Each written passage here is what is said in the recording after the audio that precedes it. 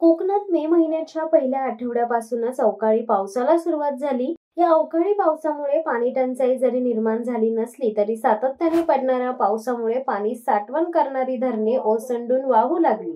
मात्र जुलै महिन्यात मागील 2 दिवसात सह्याद्रीच्या पर्वतरांगांमधील महाड, पोलादपूर तालुक्यासह रत्नागिरी व सातारा जिल्ह्याच्या सीमावर्ती भागात पडणाऱ्या मुसळधार पावसामुळे महाडमध्ये पूरजन्य परिस्थिती निर्माण झाली असून महाड शहरात पाणी भरण्यास सुरुवात झाली.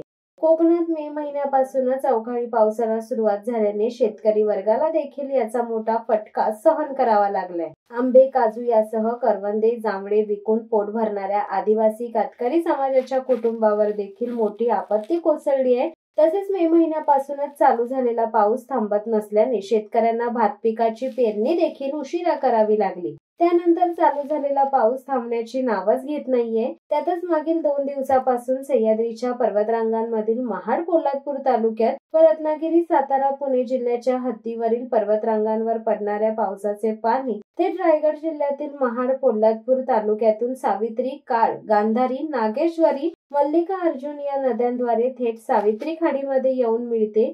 सावित्री खाडीला भरती आल्याने त्याचा थेट परिणाम नदीपात्रातील पाण्याच्या प्रवाहावर होऊन पाण्याचा फुगोटा निर्माण होऊन महाड शहरात पाणी भरते. महाड, पोलादपूर तालुक्यासह डोंगर माथ्यावर सोमवारी चालू झालेल्या पावसाने अनेक ठिकाणी ढग सदृश्य परिस्थिती निर्माण झाली. याचा परिणाम पोलादपूर शहरात सावित्री नदीचे पाणी भरले.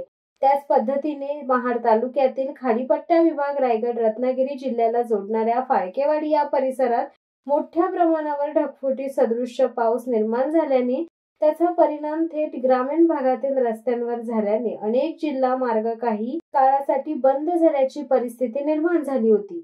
एकंदरीत महाड शहरात सकाळपासूनच पाणी भरण्यास सुरुवात झाली आहे.